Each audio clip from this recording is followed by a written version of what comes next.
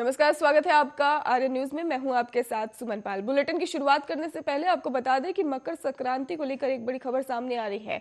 मकर संक्रांति के अवसर पर हमने सूर्य नमस्कार के कार्यक्रम का आयोजन किया है।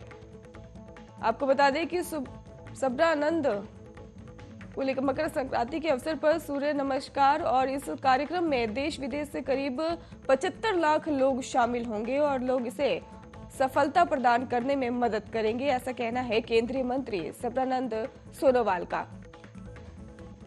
देश विदेश से करीब 75 लाख लोग शामिल होंगे मकर संक्रांति के अवसर पर। एक तरफ तो कोरोना महामारी है, दूसरी तरफ 75 लाख लोगों का शामिल होने बताया जा रहा है। मकर संक्रांति के अवसर पर सूर्य नमस्कार का कार्यक्रम है। सूर्य नमस्कार के कार्यक्रम का आयोजन होना है, लेकिन एक तरफ कोरोना काल है और कोरोना से बचने के उपाय लगातार लोग ढूंढ रहे हैं। वहीं देश विदेश से करीब 75 लाख लोग शामिल हो रहे हैं। ये कोरोना महामारी के लिए कितनी बड़ी दावत है।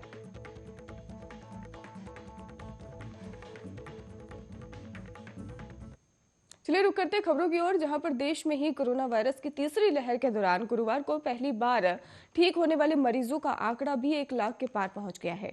हालांकि देश में ही लगातार 8वें दिन 1 लाख और लगातार दूसरे दिन 2 लाख से ज्यादा नए कोरोना केस सामने आए हैं और गुरुवार को ही 2,62,022 केस मिले हैं, जो पिछले दिन के मुकाबले में अगर बात की जाए तो 2.47 लाख केस से करीब 12,000 ज्यादा है।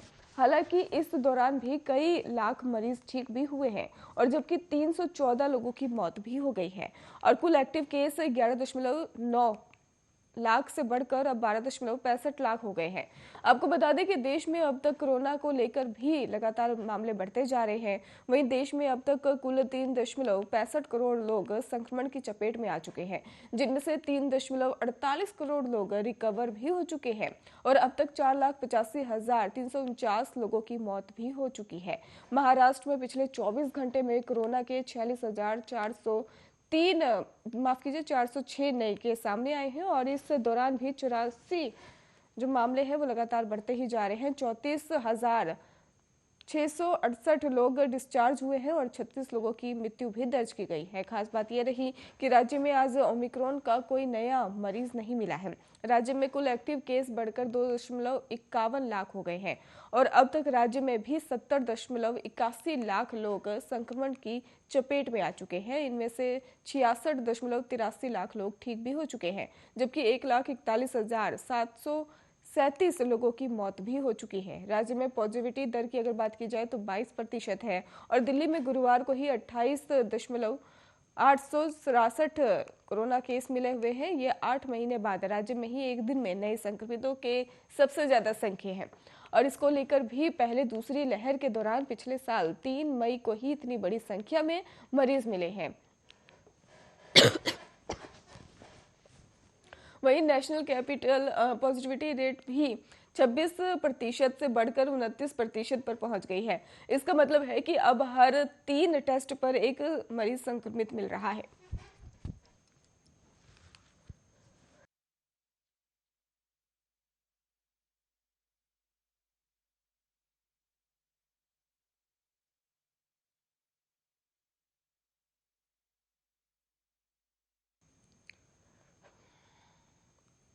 दिल्ली एनसीआर में कड़ाके की ठंड बढ़ाने वाली का दौर जारी है और लगातार तापमान में भी गिरावट हो रही है। वहीं मौसम विभाग ने भी दिल्ली में घना कोहरा छाए रहने का अनुमान जताया है। आईएमडी के अनुसार आने वाले दिनों में दिल्ली में घने कोहरे के साथ भीषण ठंड बढ़ेगी और इसी तरह एनसीआर में भी काफी ठंड महसूस की जा रही है। हालांकि एनसीआर के नोएडा में ही सुबह से कोहरा छाने के बाद आज धूप निकलने की संभावना जताई गई है, लेकिन कल से ही बादल छाए रहेंगे और दूसरी तरफ गुरुग्राम में भी आपको बता दें कि आज से ही बादल छाए रहे और मौसम विभाग के अनुसार नए पश्चिम विक्षोभ की सक्रियता से ही 18 और 19 जनवरी को ही दिल्ली एनसीआर में फिर हल्की बारिश हो सकती है। अगले हफ्ते से ही दिल्ली एनसीआर में ठंड से कमी आने के आसार भी हैं और दिल्ली में ही बुधवार को न्यूनतम तापमान सामान्य से 2 से ज्यादा 5.8 और अधिकतम तापमान सामान्य से 3 कम 16.7 डिग्री सेल्सियस रिकॉर्ड हुआ है। सुबह घना कोहरा छाया रहा और 7 बजे दृश्यता कम होकर ही 100 मीटर तक रह गई है। दिल्ली में आज यानी कि शुक्रवार को अधिकतम तापमान 17 और न्यूनतम तापमान 6 डिग्री सेल्सियस रहने की संभावना है। घना कोहरा छाया रहेगा और वहीं नोएडा में आज अधिकतम तापमान 20.2 और न्यूनतम तापमान 11.8 डिग्री सेल्सियस रहने का अनुमान दर्ज किया गया है और यह धूप निकलने की भी संभावना है, जबकि गुरुवार में अधिकतम तापमान 18 और न्यूनतम तापमान 7 डिग्री सेल्सियस रहने की संभावना है। वहीं गुरुग्राम में भी आपको बता दें कि सुबह से ही कोहरा और धुंध छाए रहेगा और दिन में भी आसमान में बादल छाए रहेंगे।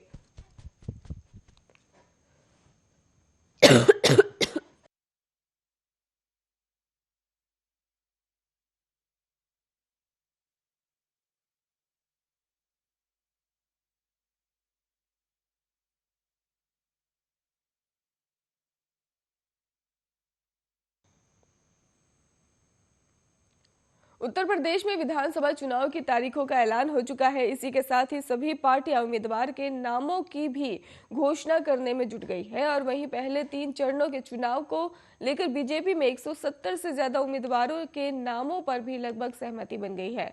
गुरुवार को बीजेपी की केंद्रीय चुनाव समिति की बैठक में इन तमाम नामों पर करीब 3 घंटे तक मंथन के बाद सहमति बनी और ऐसे में उम्मीद की ये भी जा रही थी कि अगले कुछ दिनों के अंदर ही शुरुआती 3 चरणों के उम्मीदवारों के नामों का ऐलान कर दिया जाएगा।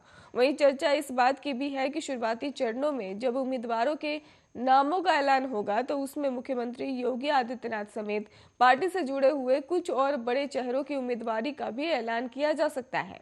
बता दें आपको कि प्रधानमंत्री नरेंद्र मोदी और बीजेपी के राष्ट्रीय अध्यक्ष जेपी नड्डा की अगुवाई में बीजेपी की केंद्रीय चुनाव समिति की बैठक वीडियो कॉन्फ्रेंसिंग के जरिए करीब 3 घंटे से ज्यादा वक्त तक चली और इस बैठक के दौरान ही पिछले 2 दिनों से बीजेपी कोर ग्रुप की बैठक में जिन नामों को लेकर मंथन चल रहा था उन पर भी विस्तार से चर्चा की गई।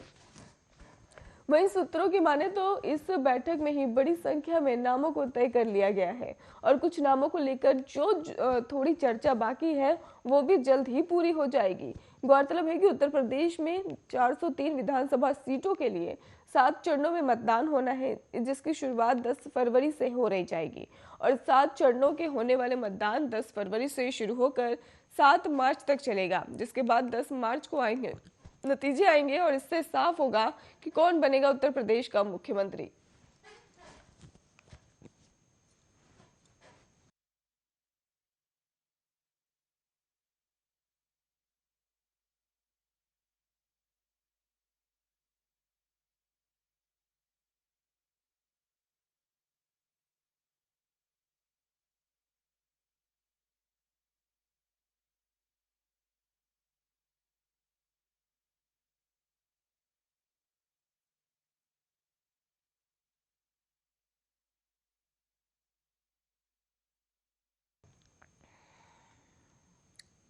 उत्तर प्रदेश विधानसभा चुनाव के लिए कांग्रेस ने गुरुवार को ही अपने उम्मीदवारों की पहली सूची जारी की है।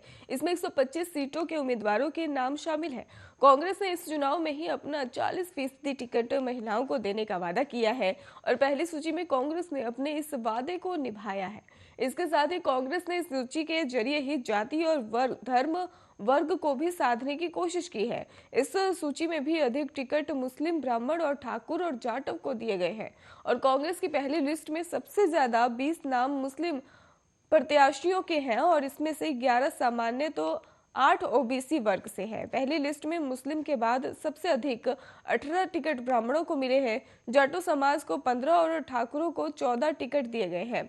जाति वर्ग में अलग अलग देखें तो कुल 125 प्रत्याशियों में 35 प्रत्याशी पिछड़ा वर्ग और 57 जनरल और 37 एससी और 1 एसटी समुदाय से है। ओबीसी को जो 35 टिकट दिए गए हैं उनमें 8 मुस्लिम और 5 कुर्मी और 5 यादव, 3 गुज्जर और 3 निषाद और 2 जाट और 2 जायसवाल और 1 बघेल, गिरी, कांडू और कश्यप, लोधी, पाल, साक्य शामिल हैं और इस तरह सामान्य वर्ग के ही 57 प्रत्याशियों में भी 18 ब्राह्मण और राजपूत, 11 मुस्लिम, 6 और बनिया, 2 खत्री और ऐसे दिए गए हैं। पंजाबी भी है इसमें शामिल और इसी वर्ग के ही 32 प्रत्याशियों में भी 15 जाटव और 10 पाशी और 4 धोबी और 2 वाल्मीकि और 1 अकोरी, जबकि एसटी वर्ग में ही 1 टिकट गोंड समाज को प्रत्याशी के रूप में दिया गया है। 125 प्रत्याशियों में 88 प्रत्याशियों को पहली बार टिकट मिला है, जबकि 15 प्रत्याशी ऐसे हैं जिन्हें दोबारा किस्मत आजमाने का मौका मिला है। कांग्रेस ने 10 ऐसे लोगों को टिकट दिया है जो तीसरी बार चुनाव लड़ने जा रहे हैं, और इसके अलावा 7 प्रत्याशी चौथी बार चुनाव लड़ेंगे जो विधायक और एमएलसी भी रह चुके हैं। 3 प्रत्याशी 5वीं बार चुनाव लड़ेंगे और 1 प्रत्याशी प्रदीप माथुर 7वीं बार चुनाव लड़ेंगे। प्रदीप माथुर इससे पहले 6 बार चुनाव लड़े, जिसमें 4 बार विधायक रहकर नेता विधान मंडल कांग्रेस भी रहे हैं। इस बार वो मथुरा विधानसभा सीट से किस्मत आजमाएंगे।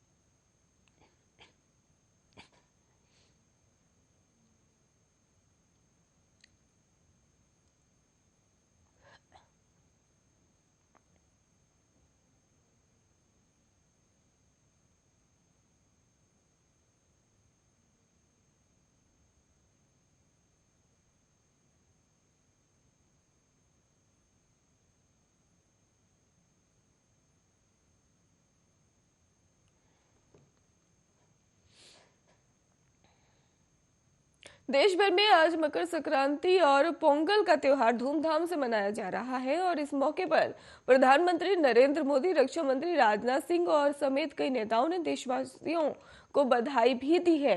पीएम मोदी ने अपने आधिकारिक ट्विटर हैंडल पर 5 भाषाओं में त्योहारों की बधाई दी है।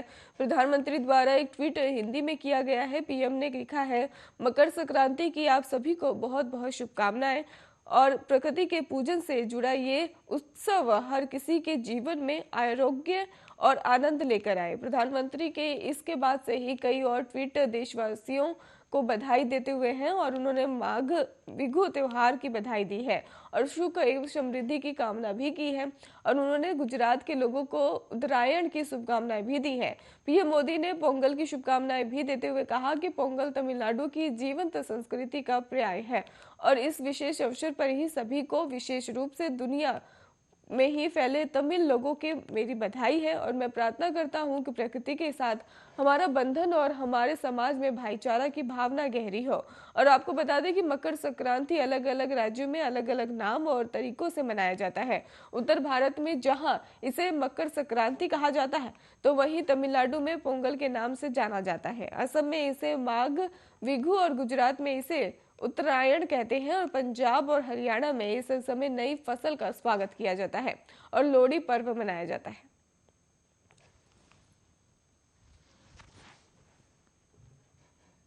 देश में कोरोना के बढ़ते मामलों के बीच ही उत्तर प्रदेश के प्रयागराज में माघ मेले का आयोजन हो रहा है। आस्था का ये मेला कोरोना का सुपर स्प्रेडर हो सकता है, और आज यानी शुक्रवार को ही मकर संक्रांति के मौके पर लाखों लोग स्नान करेंगे। मेले में कोरोना विस्फोट हो चुका है। लगातार ये अपील हो रही है कि मेगा रद्द होना चाहिए, लेकिन प्रयागराज में ये मेला लग रहा है, और ऐसे में सवाल ये है कि महामारी के दौर में ये मेला क्यों? 47 दिनों तक चलने वाले इस आयोजन के दौरान लाखों की तादाद में श्रद्धालु गंगा में स्नान करेंगे। लाखों की भीड़ के हिसाब से ही तैयारी भी बड़ी हो गई है, और लेकिन कोरोना महामारी की तीसरी लहर के बीच हो रहे इस मेले पर सवाल खड़े हो रहे हैं, और ऐसा इसलिए क्योंकि माघ मेले में कोरोना का वायरस एंट्री मार चुका है, और इस बीच ही माघ मेले में 18 और लोग संक्रमित हो गए हैं, और अब तक कुल 70 लोग संक्रमित पाए जा चुके हैं। यह आंकड़े मकर संक्रांति पर आने वाले श्रद्धालुओं की भीड़ से पहले के हैं, और सिर्फ पुलिसकर्मी और चुनिंदा लोगों की जांच के ही आंकड़े नहीं है। और आपको बता दें कि आज से ही भीड़ बढ़ने के बाद से ही अगर जांच हुई तो बड़ी संख्या में संक्रमित मिल सकते हैं।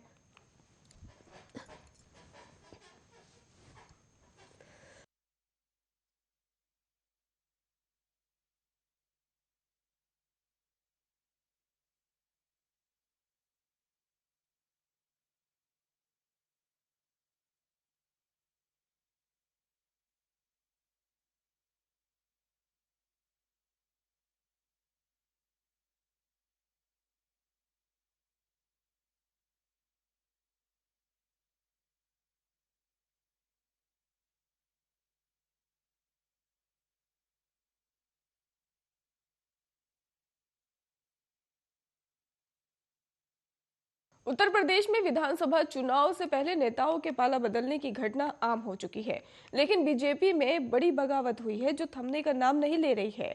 आज एक साथ योगी सरकार को छोड़ने वाले 3 मंत्री और बीजेपी के 6 विधायक अखिलेश यादव की समाजवादी पार्टी का दामन थामेंगे। 3 दिन पहले यूपी बीजेपी में जिस भागम दौड़ शुरुआत हुई है, आज उसका नतीजा आने वाला है। ये दावा बीजेपी के ही खिलाफ बगावत की अगुवाई करने वाले स्वामी प्रसाद मौर्य का है। चुनाव से ऐन पहले ही यूपी बीजेपी को एक के बाद एक लगातार झटके लग रहे हैं और अब तक कुल 3 मंत्री और 11 विधायक बीजेपी छोड़ चुके हैं। इनमें से आज 9 नेता समाजवादी पार्टी में शामिल होंगे। अखिलेश यादव की मौजूदगी में ही लखनऊ में समाजवादी पार्टी के ऑफिस में 12:30 बजे प्रेस कॉन्फ्रेंस होगी और जिन 3 मंत्रियों ने योगी सरकार का साथ छोड़ा है, उनमें सबसे पहला नाम खुद स्वामी प्रसाद मौर्य का है और दूसरा नाम है दारा सिंह चौहान और तीसरे मंत्री है धर्म सिंह सैनी। इसके अलावा ब्रजेश प्रजापति, रोशन लाल वर्मा और भगवती सिंह सागर, मुकेश वर्मा, विनय शाक्य और बाला अवस्थी इन विधायकों के नाम है जिन्होंने स्वामी प्रसाद मौर्य को समर्थन जताते हुए चुनाव से पहले बीजेपी को बड़ा झटका दिया है और इनका दावा है कि ये झटके अभी जारी रहेंगे। स्वामी प्रसाद मौर्य बीजेपी को ही चुनाव में हराने का दावा कर रहे हैं और आपको बता दें कि इन नेताओं को भी मिलाकर अब तक कुल 11 विधायकों ने बीजेपी को बाय बाय कह दिया है और इनमें 4 विधायकों पहले ही समाजवादी पार्टी की साइकिल पर सवार हो चुके हैं, जबकि अवतार सिंह भड़ाना और आरएलडी में ही शामिल हो गए हैं। वहीं 2014 में केंद्र की सत्ता पर काबिज होने के बाद से ही चुनाव के ऐन पहले दूसरी पार्टियों के नेताओं का बीजेपी में आने का सिलसिला तो कई बार देखा गया है, लेकिन यूपी में ही चुनाव के ऐन पहले कुछ उल्टा हो रहा है। 300 से ज्यादा सीटों वाली लोकप्रिय योगी सरकार को चुनावी इम्तिहान से पहले ही बड़े झटके लग रहे हैं।